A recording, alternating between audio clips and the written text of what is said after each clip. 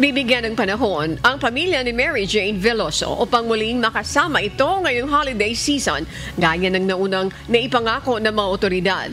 Ngayong Miyerkules, December 25, magtutungo ang mga ito sa Correctional Institution for Women o CIW sa Mandaluyong City. Ayon sa ina ni Mary Jane na si Celia, dadalhin na rin nila ang mga hinihingi ng kanyang anak tulad ng pagkain, damit, hygiene kits at iba pang gamit. Nais-an niya nilang kasama si Mary Jane sa buong maghapon.